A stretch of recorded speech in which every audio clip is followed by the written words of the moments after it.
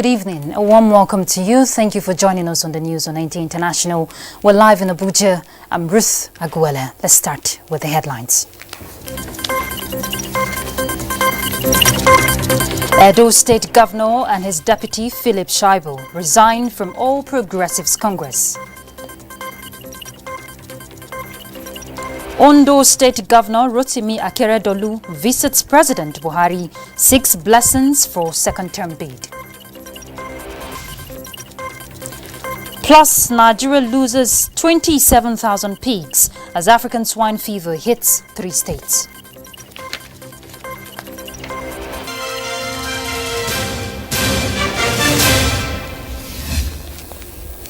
We'll begin from the political scene. The embattled governor of Edo State, Godwin Obaseki, has formally resigned his membership of the governing All Progressives Congress. The governor made his decision known while briefing State House correspondents. Adamu Sambo reports that Governor Obaseki was not, however, granted audience by the president. The governor was recently disqualified from participating in the forthcoming APC governorship primary election due to what the governing party called discrepancies in his credentials. I'm sure the whole country knows and is aware of what has gone on with me and the party chairman, the party leadership, which culminated in my disqualification as a gubernatorial aspirant. And upon that unfortunate decision by the chairman of the All Progressive Congress, I'm just here today to inform you that I have now decided formally to resign my membership of the All Progressive Congress. Having done that, I will now announce in the next few days my specific line of action and what platform I will be contesting the gubernatorial elections on. Nigerians may like to know, why have you decided to come to the State House to make this your decision known? I said that before I make a decision, I have to show respect to my president, who I adore, who for me is an epitome of incorruptibility, an epitome of order, an epitome of lawfulness. This is a man who, for him, that is what Nigeria should be about. I think I owe him that respect to come and tell him what I have done and why I have decided to take the decision I took.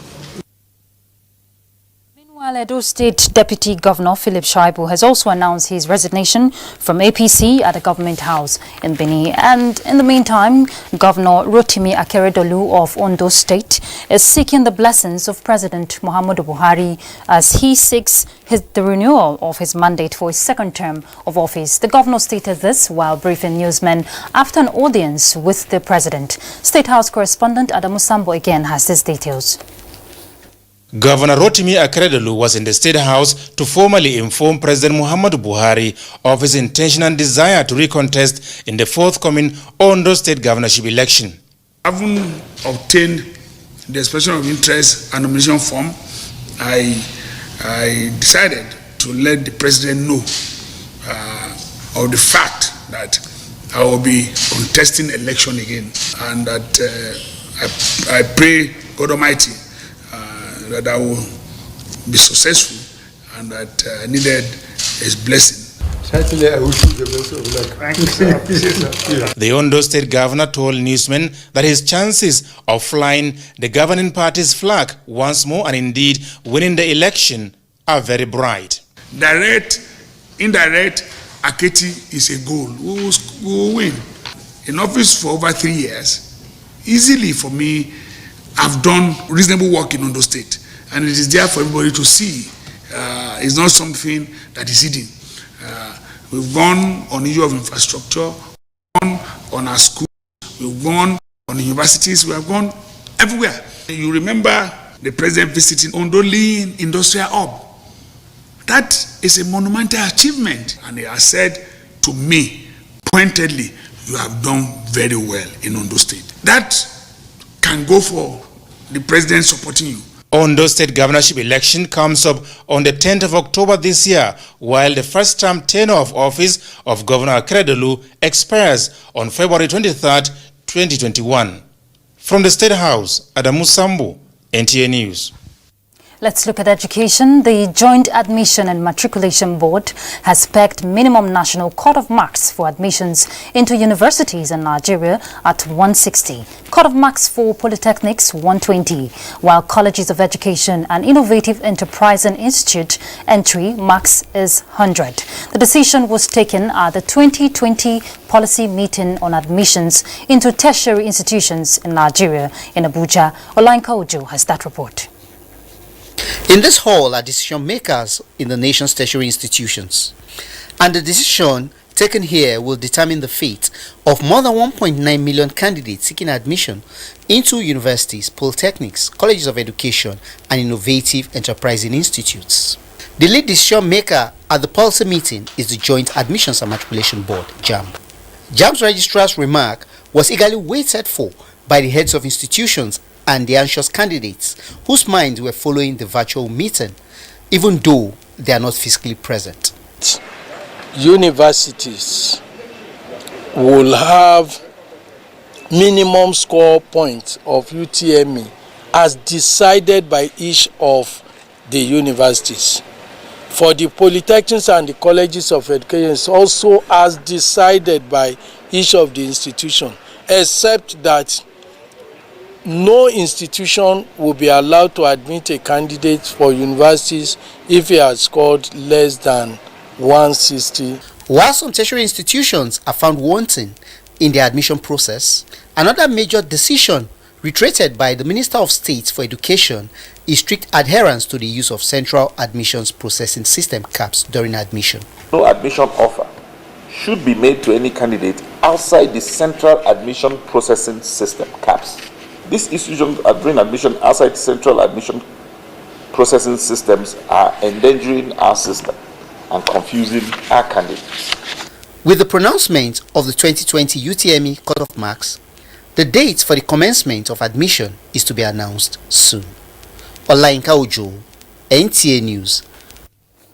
President Muhammadu Buhari has approved the appointment of 12 new permanent secretaries in the Federal Civil Service. The head of service of the Federation, Dr. Folashade Yemieson, who made this known in Abuja, said the appointed federal permanent secretaries cut across 12 states. The swearing-in and deployment will be announced in due course. Now let's go to update on COVID-19. Nigeria has lost a total of 424 persons to COVID-19 as the wife of Ukraine's president hospitalized following coronavirus infection. Adebola Brookslyn Sunday has a global update.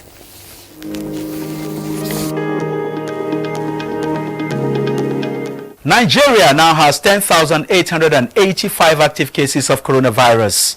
This is after the recovery and discharge of 5,349 persons, 424 deaths, while the total number of confirmed cases stands at 16,658, as published by the Nigeria Center for Disease Control, NCDC. Meanwhile, the Africa Center for Disease Control says the continent now has a total of 251,866 cases of COVID-19, with 6,769 deaths and 114,308 recoveries. And on the COVID-19 Resource Center of Johns Hopkins University dashboard at about 6:50 p.m. local time, 8,160,996 persons have been infected with coronavirus globally. 440,387 deaths, while 4,263,462 people have recovered from the virus. New Zealand's Director General of Health, Ashley Bloomfield, says 2 women who arrived in the country from Britain have tested positive for coronavirus. Ashley Bloomfield said the pair were released early from government quarantine and permitted to drive from the city of Auckland to the capital Wellington before being diagnosed or even tested, and that the women had done everything right and had not put other members of the public at risk. The pair mark New Zealand's first new cases of COVID-19 for more than 3 weeks of no case in the country. The wife of Ukraine's President Olena Zelenska has been hospitalized after contracting the novel coronavirus. The presidential office said her condition is stable. Last week, Zelenska said she had tested positive for COVID-19, while her husband, Volodymyr Zelensky, and their 2 children tested negative.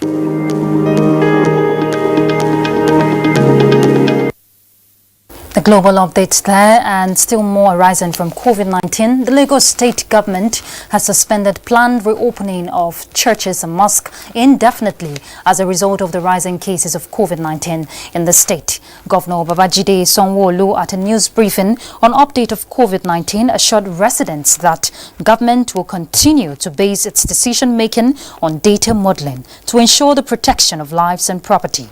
Governor Sanwo-Olu, who expressed gratitude to those at the front lines of the response to the pandemic in the public and private sectors, urged residents to continue to obey government's COVID-19 directives as community transmission is on the increase. Nosa Osula reports that the government had planned to reopen the worship centers on Friday this week, which was supposed to be June 19. Let's talk agric. The Federal Ministry of Agriculture has confirmed the outbreak of African swine fever in the country. Chief Veterinary Officer of the Federation, Olaniran Alabi, in an exclusive interview with NTA, says steps are being taken by the government officials to curtail and stop the spread of the disease. Let's hear from Musa Baba Aliyu. In the last few weeks, we are beginning to record increases in the number of outbreaks, which of course is not peculiar to Nigeria. The African swine virus was first noticed in Lagos State in a farm located at Okearo, affecting more than 20,000 pigs. The virus later spread to Ogun and Abia states. Even though it is not the first time Nigeria is experiencing the outbreak, however, farmers are afraid that this time around it will be hard on their socioeconomic well-being.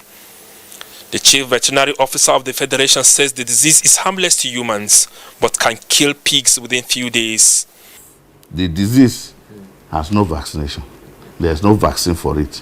So the best control for African swine fever is putting in place a very good biosecurity program, which of course most of these farmers we have tried in several ways to create awareness on how to put biosecurity on their farms to prevent African swine fever. The federal government has already deployed her veterinary officers with a view to curtail the spread of the disease. In Abuja, Musa Baba Aliyu, NTA News. And following that development, we have in the studio Chief Veterinary Officer and Epidemiologist, Federal Ministry of Agriculture, Dr. Peter Romana. Thank you very much for joining us. Thank you very much. Good evening. Right. Yes. Okay, now this outbreak of swine fever in Nigeria, how serious would you say is this disease? Is it zoonotic? Well, thank you very much. African swine fever, in its current outbreak, is quite serious. The African swine fever is very severe and highly, pathogenic and hemorrhagic fever of domestic and wild pigs. It spreads very rapidly from pig to pig and can also be spread through materials that have been in contact with infected or dead animals. And so it's very, very severe. It's a notifiable disease because its impact cuts across international boundaries. So it's a transboundary animal disease. So it's very, very severe infection. Okay, we hear that more than 20,000 pigs have been affected. How vibrant is the piggery subsector of agriculture, and how would this outbreak affect its development? The pig industry in Nigeria is quite vibrant, especially between the north-central region and the southern region of the country.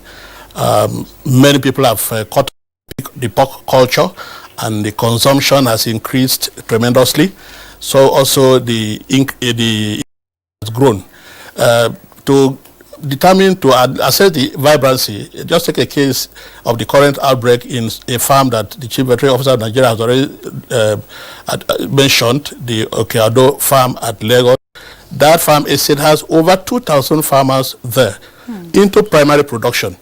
And if they're into primary production and you're looking at the secondary economic impact of their activities in terms of marketing, processing, and other things, you will see that the pig industry is quite robust and very vibrant. Already, Nigeria has a very big market for pork, and over 60% of pig produced in the country is consumed locally. 30% is exported to neighboring countries, and the value of that export is placed at over 3 billion naira annually. So the pig industry is quite vibrant. Okay, so I know that the ministry have already swung into action, but what measures specifically have been put in place to curtail the spread of the outbreak? Thank you. Like you've heard mentioned by the Director of Various Services, anytime we receive an outbreak, we activate our disease investigation and containment team in each of the states in the areas that are affected, and they work with the state veterinary services to carry out immediate investigation of the disease and institute containment measures. That is what we have done in current disease outbreak, and in those states we've supported the state with disinfection materials. We've working with the state ministries of agriculture, commence and continuing sensitization of farmers with respect to biosecurity measures to institute, how to dispose of dead animals, and how to prevent further spread. Okay. Also to restrict movement restrictions so as to prevent movement of sick and contaminated items from farm to farm. Right. Those are the things that the ministry has done. Okay. The ministry also, within the period, in each of the zonal offices, we have in place response vehicles that we have used to support any state for immediate, reaction. So that anytime there's a place, you can pick a vehicle from from the zonal offices and quickly support the state that is affected. Dr. Romana, I'm afraid that's where I will leave it. Thank you very much. The good thing is that it's not transmissible to humans, but all the best with the work. Let's go on a break. We'll be back shortly. Stay tuned. We have observed the lockdown. We have practiced the measures in order to curb the spread of the virus, but we can do better. The coronavirus spread is increasing daily, and only together can we cut down the numbers and defeat the spread of the virus. Remember, COVID-19 is not a death sentence, and a recovered patient cannot spread the disease. Do not stigmatize. Do not hesitate to report any case, or if you have come in contact with anybody that has been infected with COVID-19. If you have cough and fever, please stay at home and call your state hotline. Find state numbers at www.covid19.ncdc.gov.ng. Remember, it is for your own good and for the good of every Nigerian. Let us do better and defeat the virus. Together, we can do this. This message is brought to you by the Nigerian Television Authority, NTA, Africa's largest television network. Thanks for staying tuned. Let's look at the Day of the African Child as Nigeria joins the international community to celebrate the Day of the African Child. President Muhammadu Buhari has pledged the commitment of government to protect children from sexual violence, domestic abuse and exploitation. The president also reiterates that his administration will continue to ensure that every Nigerian child has access to quality and affordable education by promoting free and compulsory basic education for the first 9 years of schooling. A presidency statement says President Buhari expresses concern on the recent spate of sexual and physical violence on the girl child and directs relevant government agencies to scale up support for victims of violence and ensure that those who have infringed on their rights face the full weight of the laws. The president recognizes that this year's commemorative activities with the theme Access to a Child-Friendly Justice System in Nigeria have moved online due to global COVID-19, the pandemic.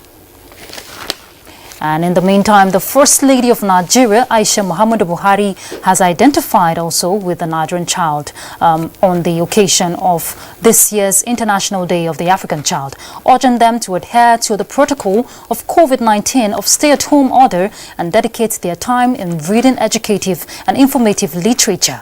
The First Lady stated this in a message during an event to commemorate the Day of the African Child. State House correspondent Aliyu Kabir has the report. The The Day of the African Child is being celebrated on June 16 every year since 1991. It is initiated by the Organization of African Unity, now African Union. It is aimed at raising awareness of the continuing need for improvement of the education of African children. This year's theme, Access to a Child-Friendly Justice System in Africa, is a renewed commitment of the African First Lady's Peace Mission, supported by the Nigeria's First Lady, towards improving the plight of the African child, particularly with the current coronavirus pandemic. This is in addition to addressing different abuse faced by the African children, ranging from rape, trafficking, and child labor, among others. In accordance with this year's theme, a child-friendly system of justice acknowledges that children have their own legal rights and interests and recognize the authority of the child's representative in legal proceedings. Many children in Africa that need legal aid live in remote rural communities. As a result, these children often find it impossible to physically access legal services. To overcome this barrier, some legal aid providers have developed creative ways of taking legal assistance to their clients. These initiatives include mobile clinic and one-stop over center. The Day of the African Child 2020 is taking a very radical approach to commemorating this event by going virtual. You could recall that every year we have over 300 children celebrating with us in this hall. But because of COVID-19, we had to do it this way.